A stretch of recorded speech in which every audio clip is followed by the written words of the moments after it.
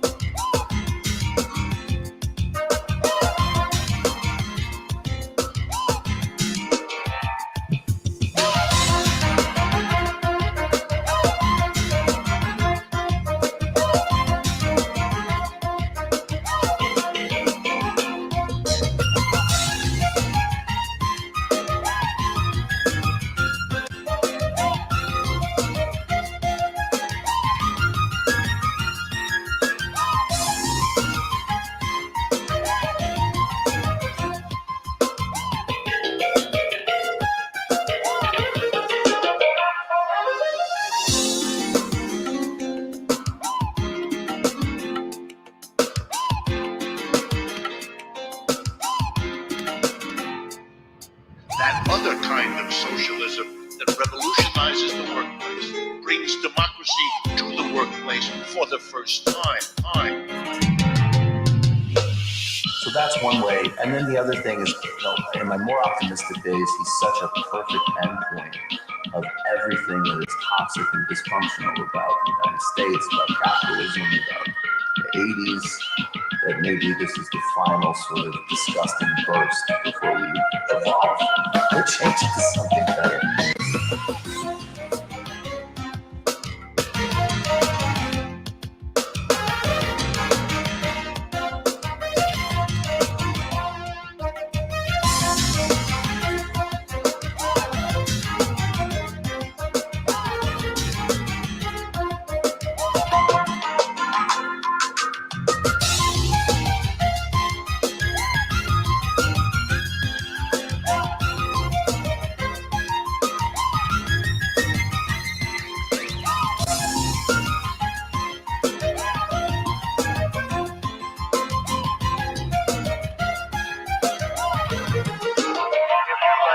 Talk about some things about why we need a new party. So I thought that'd be a good way to kind of do this. Why do we need a new party? We need a new party because both parties suck.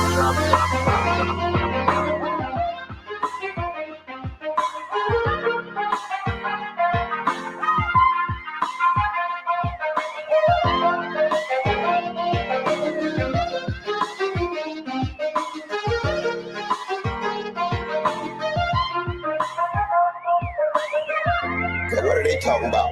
Fortified. Are you fortified for the long run? Do you have your cemetery clothes on? Are you coffin ready to live and die for something bigger than you, like a fundamental transformation of a capitalist civilization?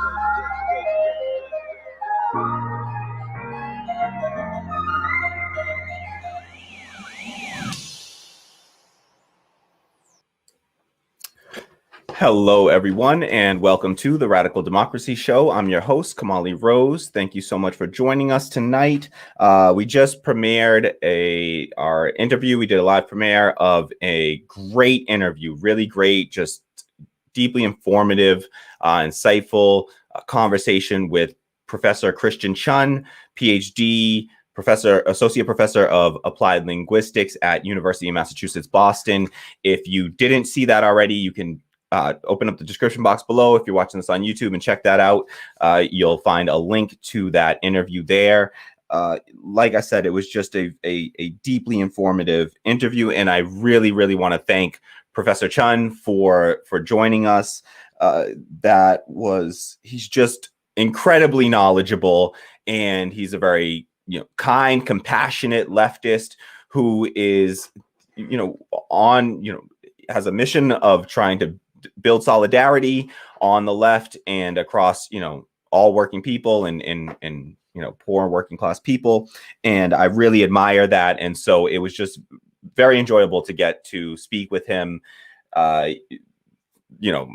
I've mentioned this to some folks that where I posted will know this, but this was actually the first time I've ever interviewed someone ever in my life. So in any capacity. So it was a very interesting experience, but I really enjoyed it. Professor Chun made it super easy to, he has just very, thoughtful responses. And it was, I feel like I got a whole history lesson there.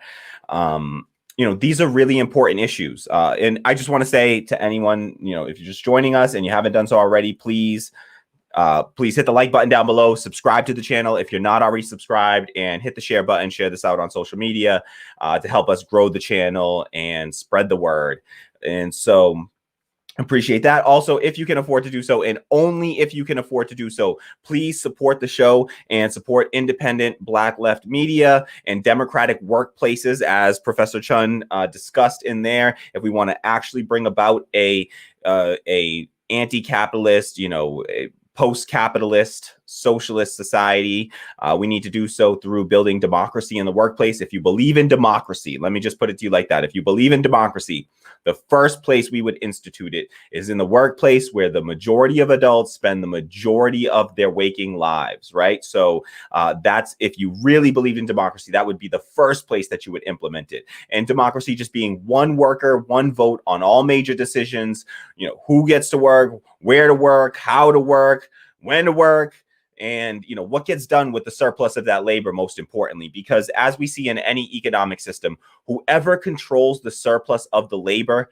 controls the society, right? In a monarchy, it was the king and queen. In feudalism, it was the lords. In slavery, it was the masters. And under capitalism, it is the employer. And so what we need to do is end the employer-employee dynamic, end that once and for all by giving all workers democratic control over their workplaces. We are doing that here. And so if you would like to support that movement, please support the show. You can do a one-time tip, or you can subscribe for monthly with us for as low as $1.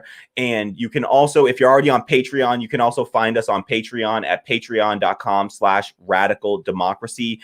Links to both of those are in the description box below. So just open up that description box, click that link, and support the show. We deeply appreciate it. All right. So thank you to everyone who joined us for that interview. Thank you for all the comments. Had some really great discussion going on over there. And so what I'm going to do here is I'm just going to share some of sort of my afterthoughts about this, and then want to just play a clip of something that I've referenced and then talk a little bit more. So first, I just want to quickly, because we talked about during the interview, we talked about, Professor Chun brought up this concept, and we talked about the concept of creating a monolith of people. Yellow Peril, it ends up impacting all Asians because they essentially group all Asians together, even though that's a very diverse community. And they try to, there's a value to creating these monoliths of people, and identifying these groups of people that are really diverse groups as a monolith has benefit to the capitalist class. And I mentioned in there that Professor and Dr. Cornel West had spoken about this topic before. And so I should have probably interlaced that clip into the interview, getting better every day. And so instead of that, what I'm going to do is I'm just going to play that clip because it's such an awesome clip from Dr. Cornel West. And I think it's very relevant to the discussion that we were just having. And so I just want to play this clip because I think it's just a great, great point, both by Dr. Chun as well as by Dr. Cornel West here. And so just to elaborate on that here, we'll just bring Dr. Cornel West into the discussion. I just want to play this clip for you. It's just a few minutes. So it's a pretty short clip, about 3 minutes long. And very important stuff here. So he's referring to specifically talking about the creation of a black monolith, but they do this with all different groups. They try to do it with Latinos, with indigenous people, with black people, with Asians. And so I just want to play this, and then we'll come back and we'll chat here.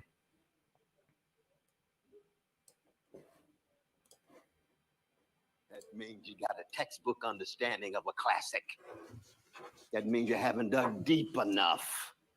You haven't raised a larger issue. So by the time we zoom in on Booker T. Washington and W.B. Du Bois, in light of the larger four traditions that we've talked about, in light of what it means to be human and modern and American, and we're going to add, as you can see, some other names, because there's never been a moment in the history of black people or any other people that two people speak for the vast majority of the heterogeneity and variety and diversity of a people.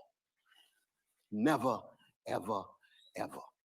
This is like going to North Dakota in the 1890s and engaging with our rich indigenous brothers and sisters with all of that high quality conversation taking place among not just leadership, but the everyday people. And you pluck out one or two leaders and say, this is what was going on in Wounded Knee in 1890, so and so. No, these are human beings who have conversations, who have contestation, who have assumptions and presuppositions. And that's true for anybody, Irish, Italian, black, red, gay, trans, whatever it is, Jewish, Catholic, and what have you. And that's also true for black people. And that's why is that important? Because we saw from the first week, how does it feel to be a problem is to what? Problematize the people's humanity, to view them as a homogeneous blob, which means their individuality drops out and every black person becomes interchangeable and substitutable, which means you only have to ask one what all the rest of them think. We can call that the HNIC phenomena. What does HNIC stand for? Head Negro in charge. You know, it can only be one at a time. Hunt down that head Negro, speak for all the Negroes. Martin Luther King Jr. speaks for everybody. That's a lie. That's Malcolm X. What did Malcolm X call Martin Luther King Jr.? A European ass licking, I'm on camera. A European licking Uncle Tom. That's what Malcolm X said about Martin Luther King Jr. on television. That's called diversity in discourse. You see the point I'm making? Deep disagreement. By 1965, they're shaking hands. By 1965, right before he dies, they're planning to go together to the United Nations to bring a petition for the violation of the human rights of black people as a twosome. Doesn't mean they didn't still disagree. So this is very important in terms of the proliferation. Remember I said the first week, once you historicize, once you contextualize, you always pluralize. And once you pluralize, you shatter any homogeneous conceptions of any group. No such thing as the Jewish voice, the Palestinian voice, the Arab voice, the Irish voice. No such thing. Always a variety of different voices, wrestling, arguing, conversing. That was Dr. Cornel West.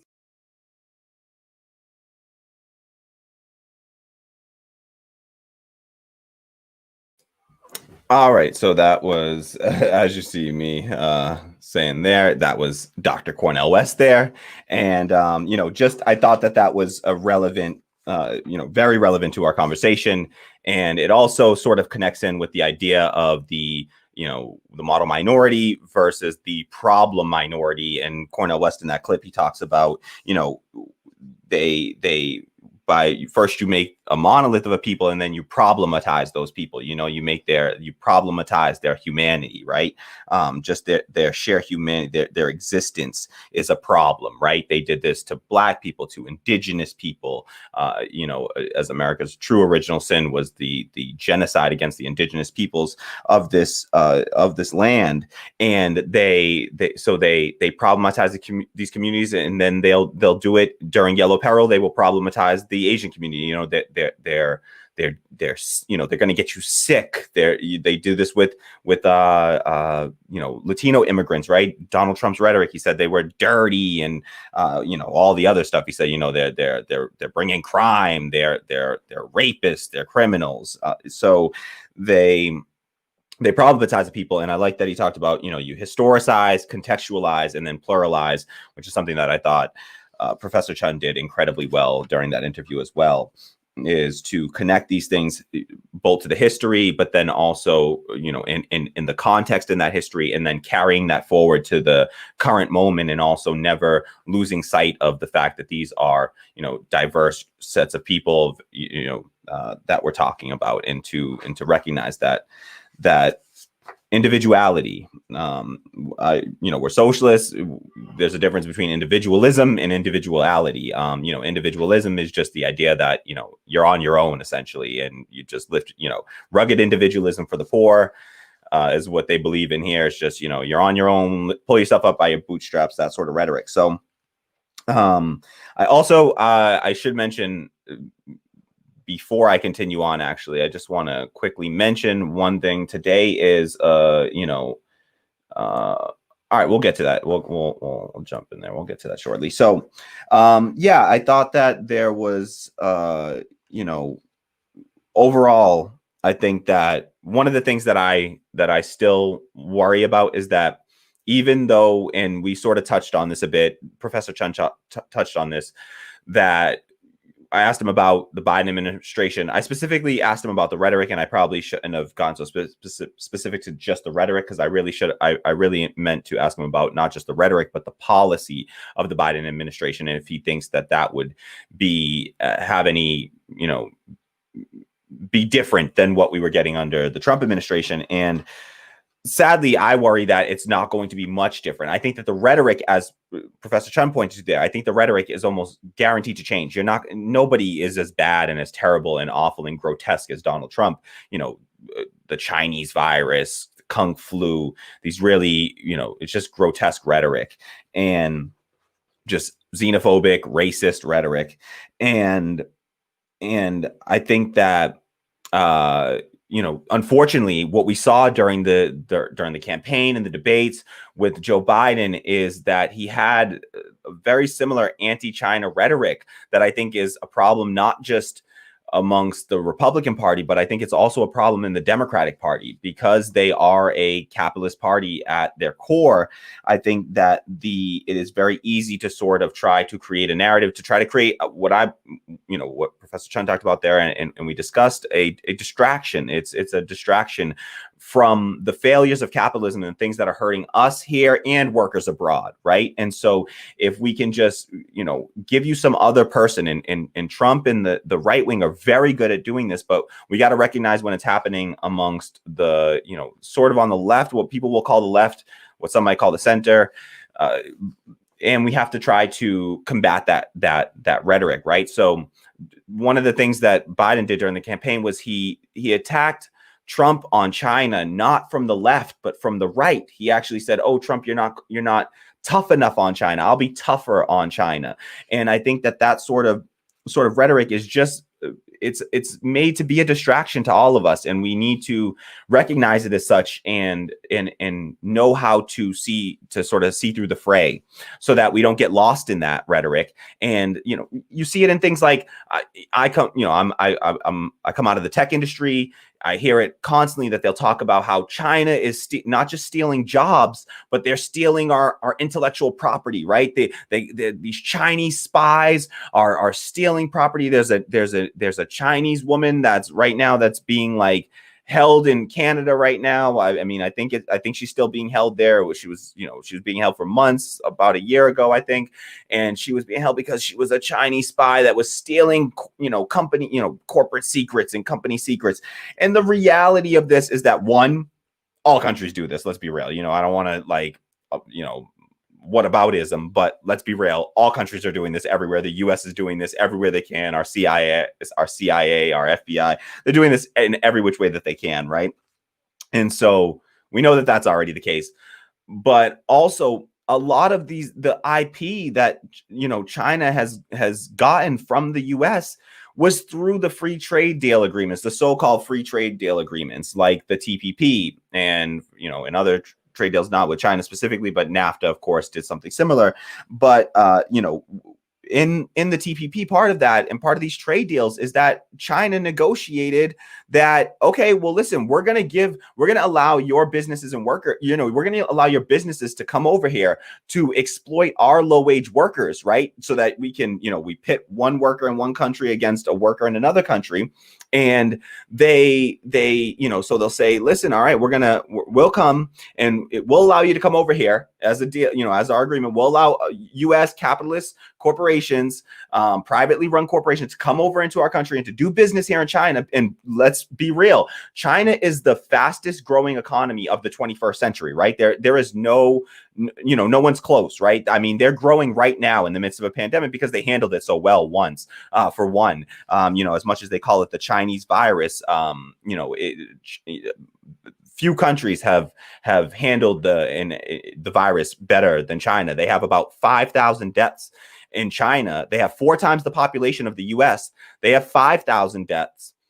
You would think if they have 4 times the population that maybe they would have 4 times the deaths, but no. While they have 5,000 deaths, during that same period, the U.S. has over 300,000 deaths. All right. But it's much easier if we call it the Chinese virus and we point over there and that's the bad guy, then people will focus their attention over there instead of focusing their attention on the fact that it was because, largely because of capitalism that this virus was handled so poorly, right? I mean, for one, we didn't stockpile the necessary medical supplies that we needed in this country, and we didn't have the manufacturing because we sent these jobs overseas, right? Through these trade agreements, like I was saying, so they end up these trade agreements have hurt everyone and have hurt workers everywhere, really. And and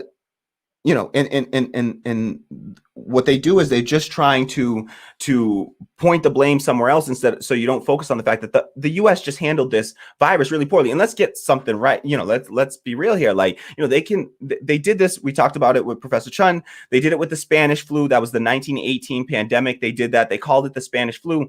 And they did that because Spain was actually, it's not because it started in Spain. It's because Spain was just doing the best job actually reporting the numbers. And so they were constantly putting in the papers, and it was constantly in the papers in Spain, updating, keeping the public informed, being transparent with the public. So they were actually handling it correctly there in Spain.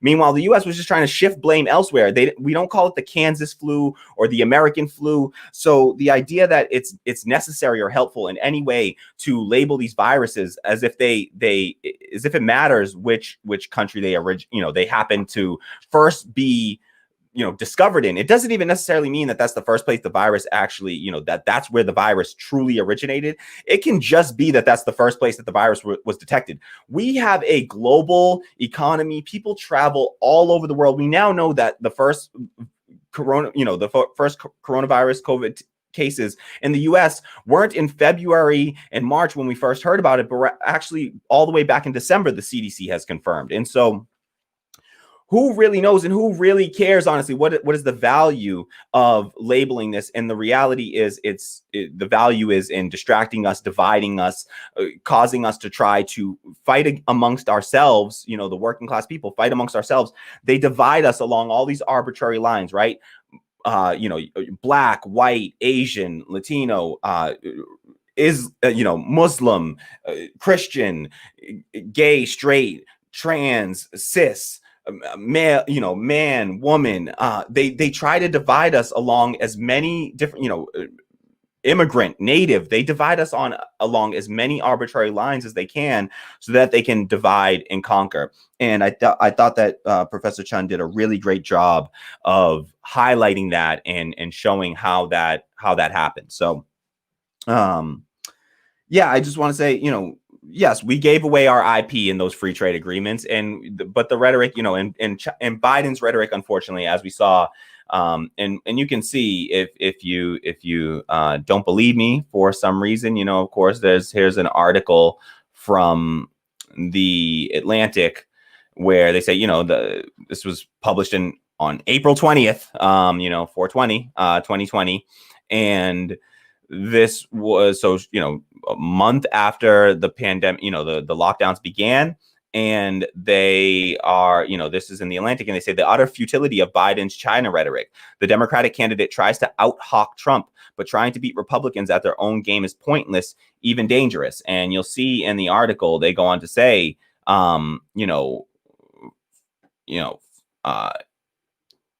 he could condemn the large quantities of misinformation that Trump has propagated about the disease. But for the moment, however, Biden has chosen a different angle. So instead of actually, I'll read a little bit more from this. So they say, if he wants to attack Donald Trump's response to COVID-19, Joe Biden has an embarrassment of options. The presumptive Democratic nominee could slam Trump for ignoring his own advisors' warnings about the potential severity of the virus. Biden could skewer the president for his administration's inability to develop a coronavirus test. He could blast the Trump administration for failing to adequately stockpile personal protective equipment. He could condemn the large quantities of misinformation that Trump has propagated about the disease. For the moment, however, Biden has chosen a different angle. He's attacking Trump for knuckling under to Beijing. Yesterday, the Biden campaign unveiled an ad filled with menacing images of Chinese soldiers, claiming that, quote, Trump rolled over for the Chinese. And again, whenever you hear this, right, the Chinese, I think that's also really telling as well. When you're talking about the Chinese and not the Chinese government, you're demonizing a people there. You're not just demonizing. This isn't just one government trying to attack another government. This is one government attacking. This is a government or a government official attacking an entire people. When you say the Chinese, that is very vague and it describes a people. So this is a quote from it. This is a direct quote. So Trump rolled over for the Chinese. They say it follows another spot paid for by the pro-Biden super PAC American Bridge 21st Century, depicting the incumbent as a stooge for Beijing, saying, oh, he's in the pocket of Beijing and Xi Jinping. And so they say everyone knew they lied about the virus, China. So this is a Biden-backed group that was saying, using this demonizing rhetoric, the Chinese lied about the virus. They say against the backdrop of a fluttering Chinese flag, they say President Trump gave China his trust, and now, so this rhetoric, I just want to point out, while the rhetoric will be less harsh, I don't think, one, it will completely go away. And I also think that the underlying policies will remain much the same. And unfortunately, I think what that leads to is further division amongst the working class.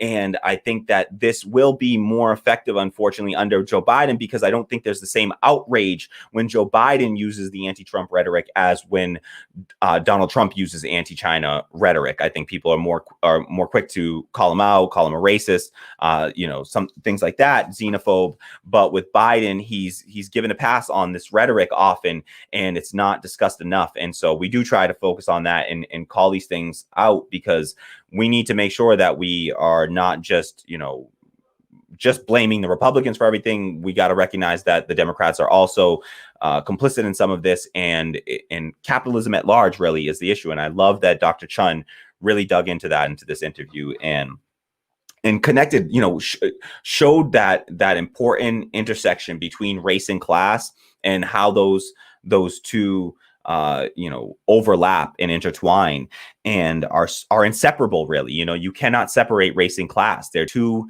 interconnected in this country and around the world, really, let's be honest. So, and we got to recognize the failures of capitalism. It's an unequal, it's an inherently undemocratic, unequal, and unstable system. There is a crash of capitalism. There's an economic downturn every 4 to 7 years on average, everywhere capitalism has ever existed for the entirety of capitalism's existence. Okay, so every 4 to 7 years you have an economic downturn.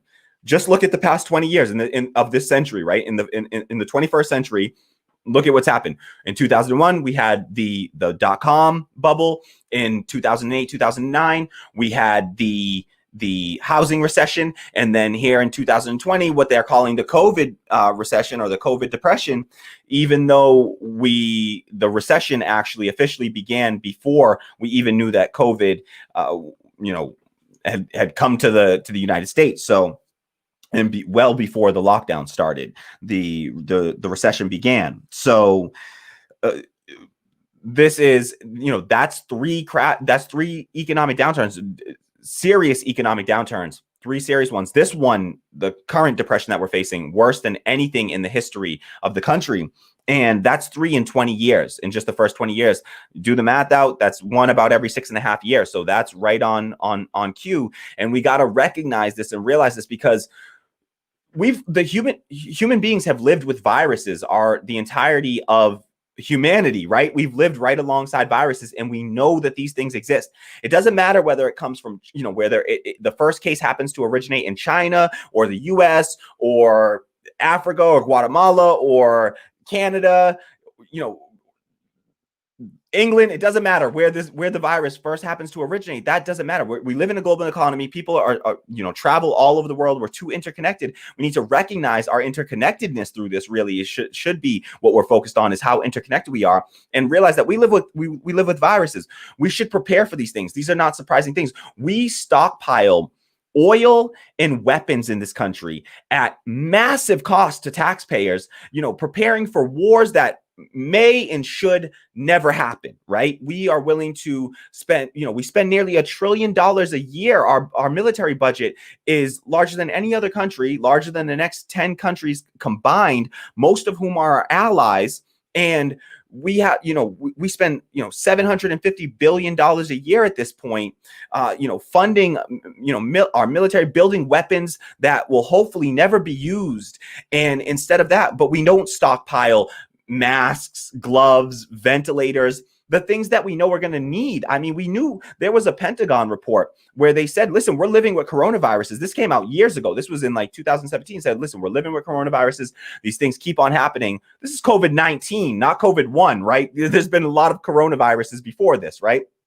And so, these are things that we live with. And we, instead of doing the research, because why won't we do that? Why is that not going to happen under capitalism? Because it's not immediately profitable. The capitalism is set up to focus on short-term profits, and as long as we focus solely on short-term profits, there's not a value in stockpiling these things without, let's be clear, without the government stepping in and saying, like they do for the military and oil. The government is the one that buys these things up. They say, listen, you build these weapons of mass destruction, and you drill this oil, and we'll stockpile it at massive cost to taxpayers and what they call oil reserves and underground oil reserves. We stockpile. And what happened during this pandemic? Everybody got locked down. We all had to, stay inside. And what happened to oil? The cost of oil literally went negative at one point, not just $0. All right. It wasn't just $0. It was literally negative. They were paying people to not deliver the oil. By delivering the oil, it would come at a cost to them. So they were saying, do not deliver this, all right? Because it will end up costing us. So it was literally the value of oil. And why? Because people weren't driving, they didn't need to drive anymore. We don't need to burn gas in that way. And and so what was the point, in the middle of a pandemic? Did we need all those oil reserves? Did that really help us there? But we do that because we want to keep costs low and maintain, and moderate the cost of oil. We're so concerned about that. why isn't our government, why, aren't we thinking ahead and planning ahead for these, what we know is going to happen, these viruses, and instead of trying to blame some other and say it's the Chinese, it's these, and trying to demonize a whole people over it, let's instead, just recognize that this is a failure of capitalism and capitalist governments all around the world, really, but particularly ours, of course, because we have a particularly gross, just a very advanced capitalism that is particularly, harmful and just dangerous. And so, yeah, just thank you so much to Professor Chun for that. Corey Saylor says it was negative $40 a barrel at one point, so it's just like, this thing is costing me money to store. It costs money to store it at that point. So it had no value, and we got to recognize that. We got to recognize it's because we don't have a real democracy, right? If we all got together and we got the right kind of information and we discussed these things out together, I think we would all vote to say, yes, we're going to get there's going to be another virus. It's going to come again. We don't know when. It could be, we had SARS, we had MERS, we had Ebola, these viruses pop up constantly, and you never know which one is going to be the one that we're not going to have, any vaccine, any sort of immunity to, herd immunity to, and it may spread through the population, and we got to have ways of handling that in a way that doesn't completely decimate people. And you got to take care of people as well. You can't just send people home and not give them money. People were given one single $1,200 stimulus checks. Unemployed workers were given a short-term increase in their unemployment pay, and then nothing. You give $1,200 for the last 8+ months or 9 months now, and now they're talking about one more $600 check to struggling people when we have eviction moratoriums coming due, and expiring. And it's just a really, and there was a recent study that showed that wherever eviction moratoriums expired sooner, the more deaths happen from COVID-19, because you're sending people out into the streets and out into unsafe conditions in the midst of a pandemic. We should not be making people homeless in the middle of a pandemic where the advice is to shelter in place. People need shelters in order to shelter in place. So, the anti-Asian, anti-China rhetoric is very dangerous. We need to recognize that. We need to combat that on the left, and we need to, build working class solidarity. And for Black folks watching this, we should not be participating. We know that we have been targets of this in the past ourselves, this sort of demonization that is happening, under the current Yellow Peril situation, demonizing Asians, broadly speaking, Asian Americans as, somehow, being,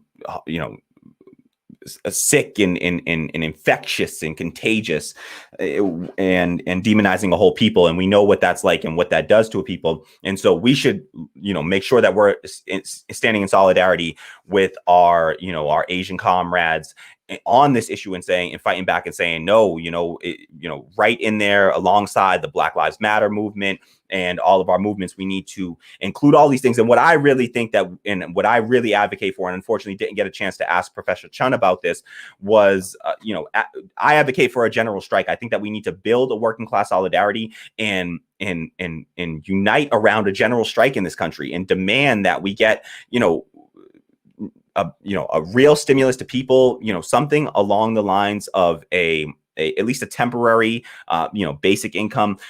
We could have, done stuff where you keep people in their jobs by having the government guarantee their payrolls. I think we're just past that point. Unfortunately, we handled this situation so poorly, and it has nothing to do with China or Chinese people. It's American capitalists and the U.S. government that failed the American people, and we should recognize that and not allow our comrades and fellow working class, folks be demonized and torn down in this way.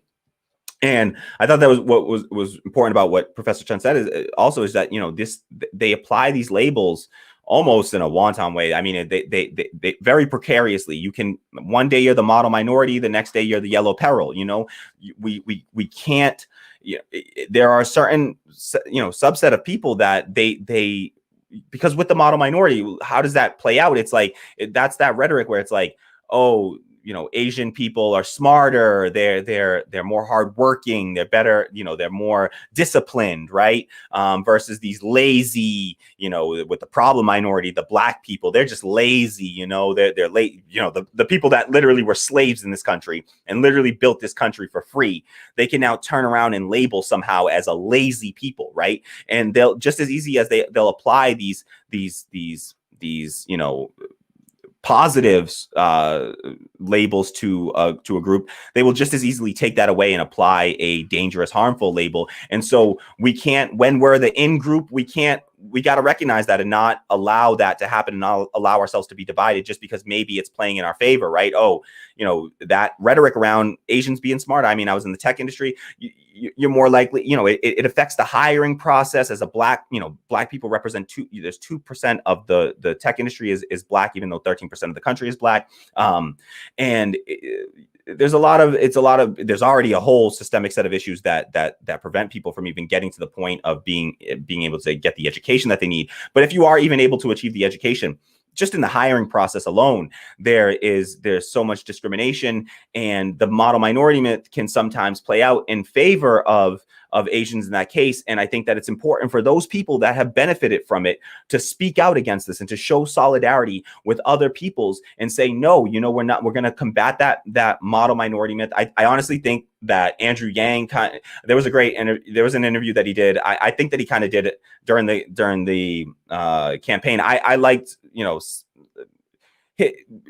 I disagree with him on a ton of ideas. His version of UBI, I just totally disagree with. But I think that he kind of propagated the model minority myth with his whole math, you know, and saying, oh, just do the math, right? He was propagating that same model minority myth and say, oh, you know, Asian people are just good at math, right? They're just inherently good at math. And that sort of stuff. And what that does is that creates an almost impossible standard for Asian Americans to live up to. Right now, all of a sudden that puts an undue burden, you know, on Asian Americans to now live up to that standard. Oh, I have to achieve more, you know, and that creates a whole you know, this entire pressure that's being applied, and that can impact people's mental health. Physical health, obviously, mental health. Your brain is a part of your physical body, your physical being. So I hate that we even separate the two, but it can definitely impact mental health. People, you know, the stress of having that burden of having to live up to that almost impossible standard. And then it also affects the out group, right? You know, all the other, you know, non-model minorities are problem. They're problem minorities. They just, you know, lift yourself up by the bootstraps. If this one can do it, you know, then so can you, right? And it creates, it homogenizes people, and it treats everyone as if, oh, if one person can make it, then all of you should be able to make it. You know, it's the Lil Wayne analysis where he says, you know, well, I'm a rich Black guy, so Black lives already matter, clearly, right? Because I'm rich and Black, so I got mine. So, you know, and it's that idea that, you know, Obama was president, so that means that all Black people can be president, right? And the answer is no. Obama, you know, had a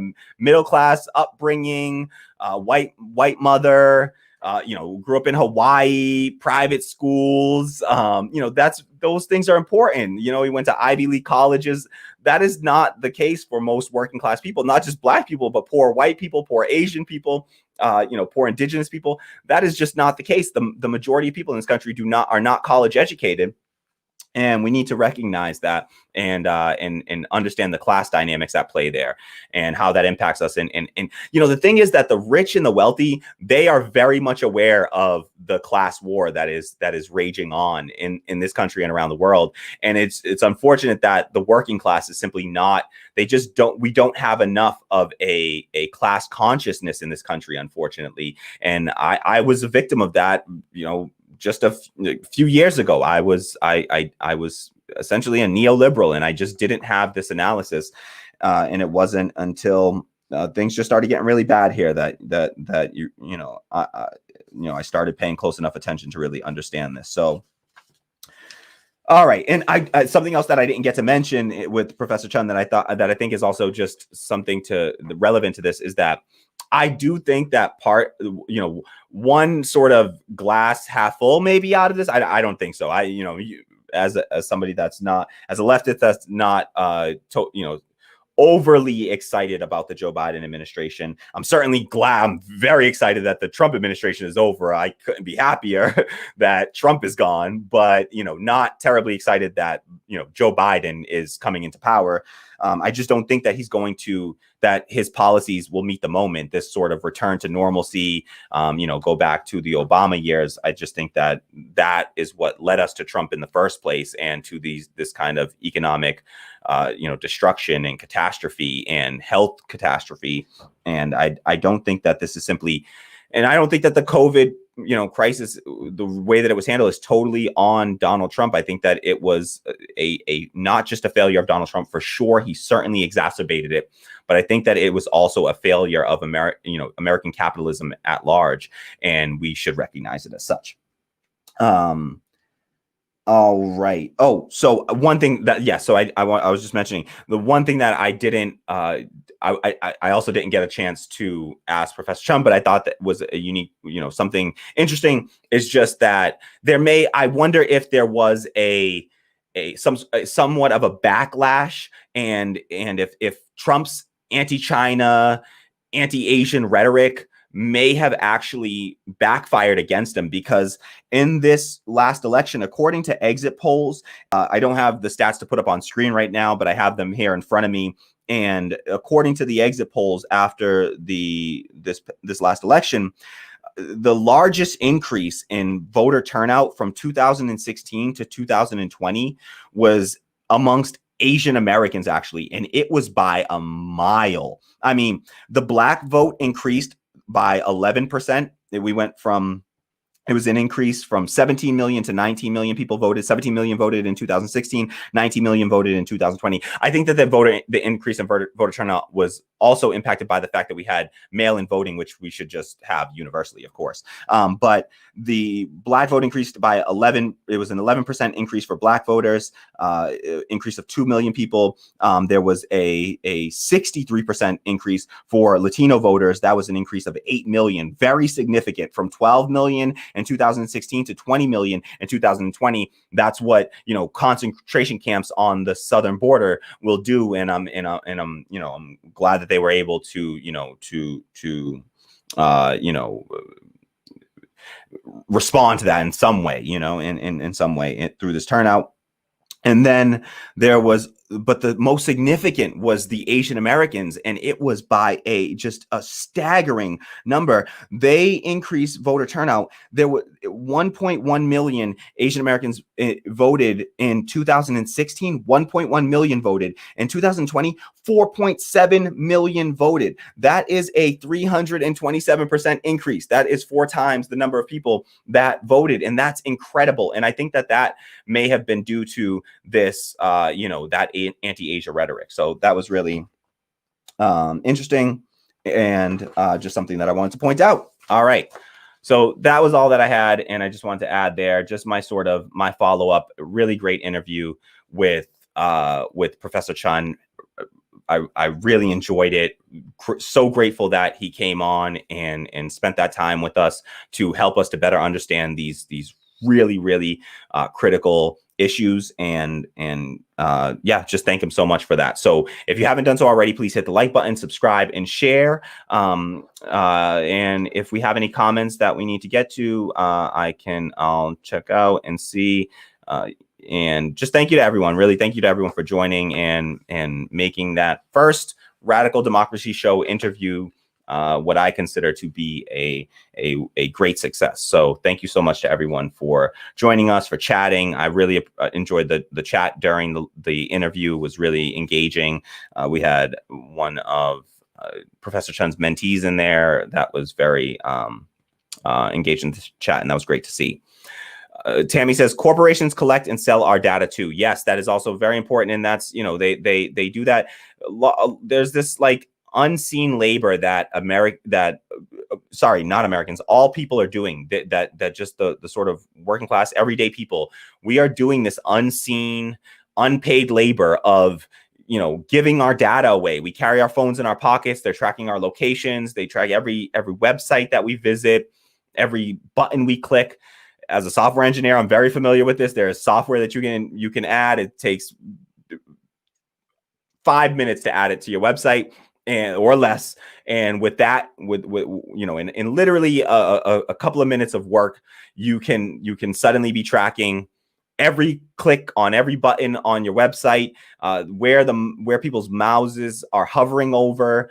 You can see in the information that they provide on them is their email address, photos. Sometimes if you're logged in under your Gmail account and you're browsing on Chrome, I built websites. I've seen the data, and I felt uncomfortable. Their location, their IP. It's an incredible amount of information that they're collecting on us, and they're using that data to one, further exploit us by automating things away and killing jobs through automation. And what Tammy says, what the fuck, even where my mouse is hovering over it, yeah, they have like entire heat maps that you can see where the people's mouses are staying. And there's even software that allows you to just look at any person that happens to be viewing the website, and you can literally pull it up and watch what they're doing from their screen. So there is software that does that, and I've again shamefully implemented it in my software before, ignorantly, because under the guise of just wanting to improve the product, right? I want to make it better. I want to see how people are using the product so that I can try to make it better. Oh, are they having trouble? Are they struggling with this thing or another? But it's all done without even their knowledge and their permission. Really, it's done through what do you call those user agreements, end user agreements. So yeah, that's it's gross how much they're tracking us. All right. What Up America says, even if China's government had been completely transparent from the beginning, they wouldn't have been able to contain it. Yeah, it's goofy because let's be real. With the US government, where's this super transparent US government that exists? Like, we literally do these secret coups with our CIA and other countries. We the FBI does COINTELPRO investigations against Black Americans, MLK, Malcolm X. I mean, there's the Black Panther Party. We know this stuff now. It's all public information now. We know that the U.S. government, again, the 1918 pandemic, it started in Kansas. That virus began in Kansas. We don't call it the American flu, or the Kansas flu. We call it the Spanish flu, And so the thing is, it's just like you never know where these things are going to originate, and it's reasonable to sort of expect that a government, we got to reasonably expect this. We don't have full democracy, we don't have full transparency from our governments because we don't have real democracies, and so as long as we don't have real democracies, we've got to kind of expect this to happen, right? Governments are going to be more secretive because they don't want to have some economic blowback. Maybe they felt like they could stop it, they could contain it, or maybe they were just studying and trying to figure out what the hell is this thing, right? That's also reasonable that they were just trying to figure out what the hell is this thing first, right? Before you make a international case out of it. And so I don't think that it was some unique thing that China did there. I think they did what any government would have done in that situation. We can critique all governments in the way that is structured and not have to necessarily critique. It's not about, oh, well, it was because it was China or something like that. Again, I just think that's being done to demonize the Chinese and distract from the failures of U.S. corporations and the government to protect people in the middle of a pandemic. Our government just couldn't protect us. So all right. I think, Tammy says, really great interview, great editing, great questions, great guest, engaging insight. Thank you so much. It was really just a great experience, and we'll do many more like these on the channel. So thank you so much to everyone for checking this out and for hanging out with us.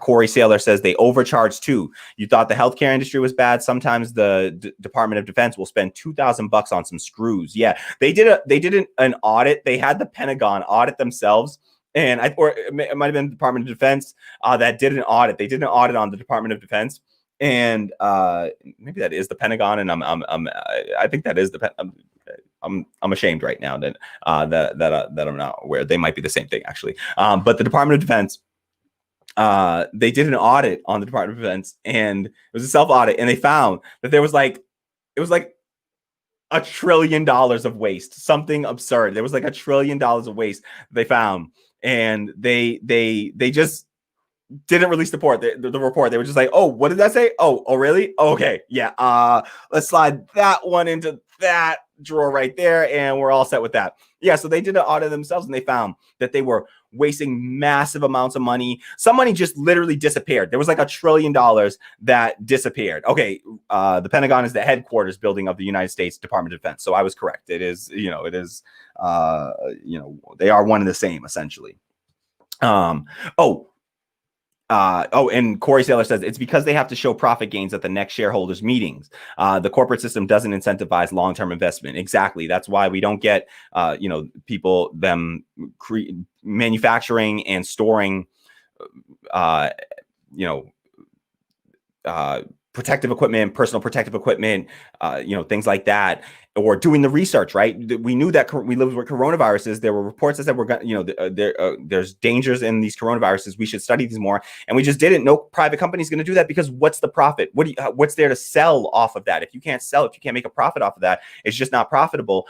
Then what happens? We're willing to let people die because it's not profitable. What If America says it was like 20 trillion even. Yeah, I think it was it was an absurd, it was trillions of dollars of waste, all right, under the Department of Defense.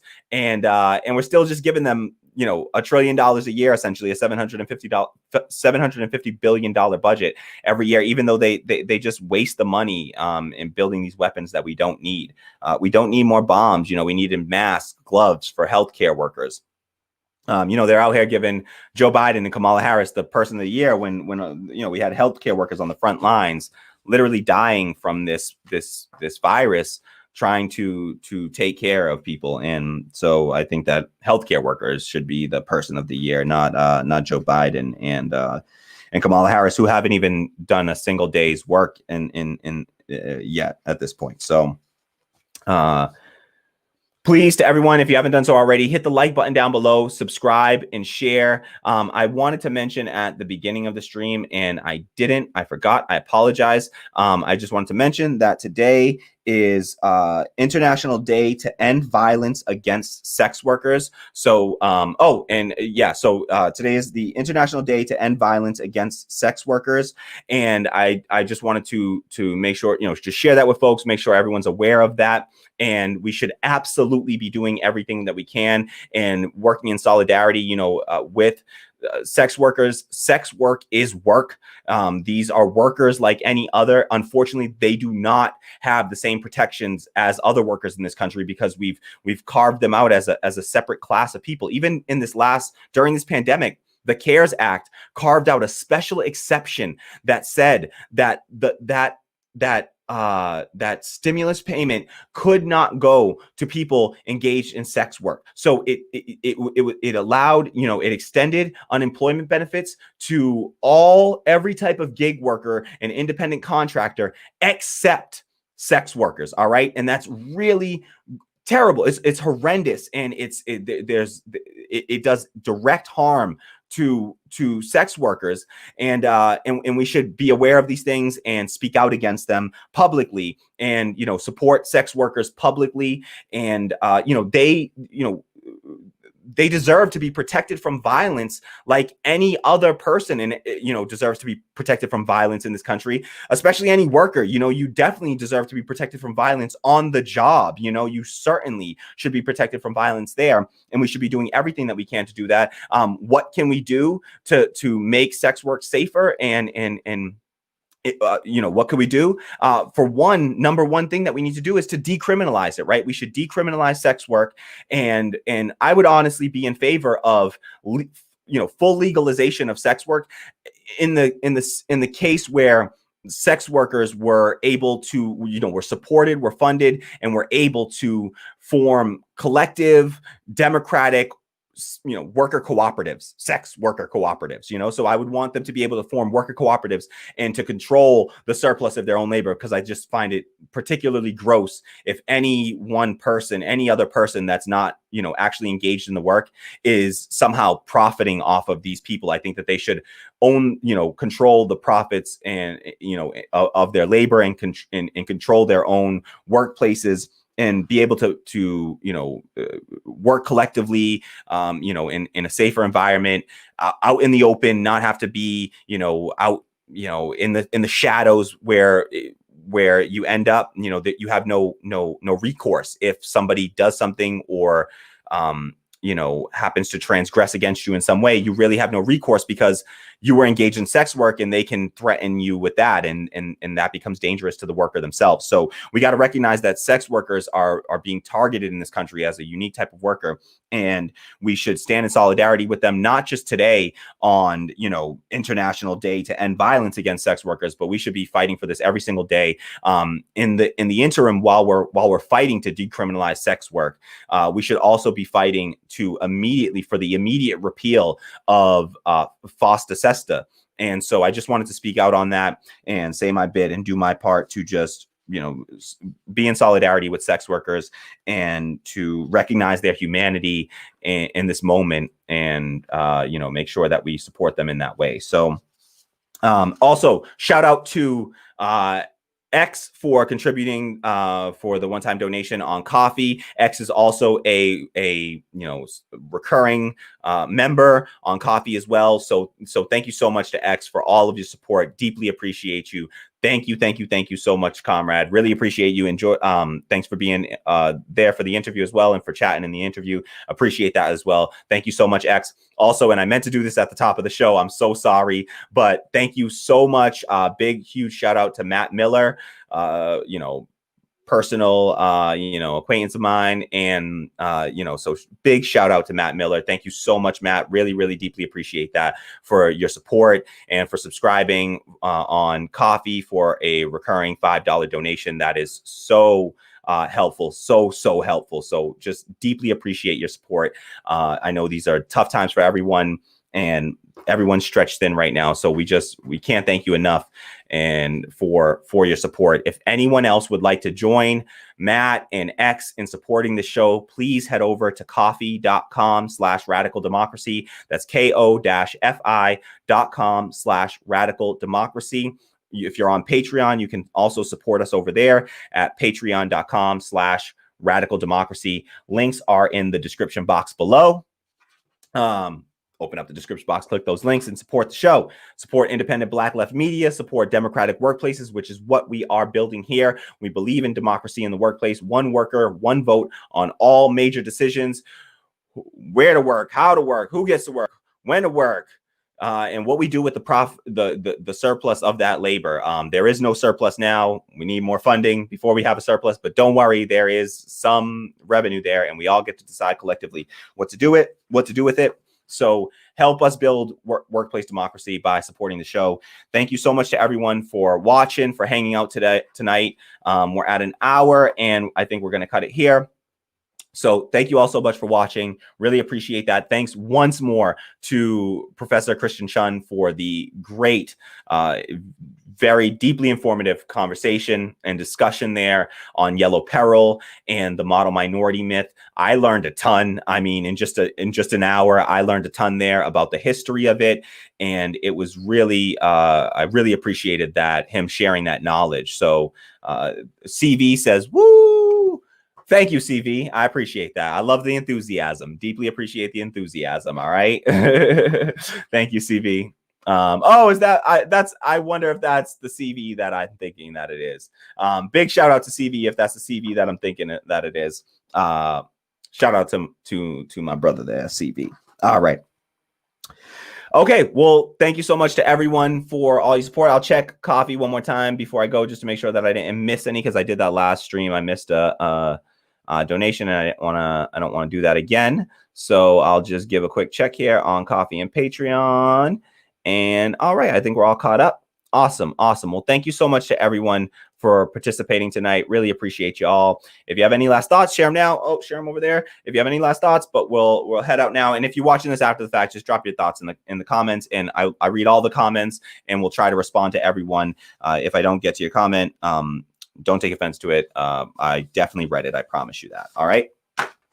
Thank you, everyone. And let's continue this conversation, continue this work, continue this fight, build solidarity, hashtag general strike. 250 million workers on strike in India right now. That's 3/4 of the US population. All right. 250 million workers are on strike in India right now, fighting against neoliberal policies. All right. Farmers are leading that strike. All right. And they are fighting against the neoliberal policies, the attempt at privatization of the farm work in India, and they are doing a hell of a job. They are dug in and ready to fight for months on end if they have to. That is the level of a general strike that we need in this country. We need all workers of the world to unite, please, and build solidarity across all those lines. I know it's a big risk, work on developing mutual aid, but we have to realize that we're going to have to take a risk. Listen, 80% of Americans already live paycheck to paycheck. All right. We're all at the risk of losing that at any point. Our employer can just take that away at any moment. So before that happens, let's exercise our collective power when we have it right now, and engage in a general strike. Just be ready for it and support it, please. Thank you so much to everyone.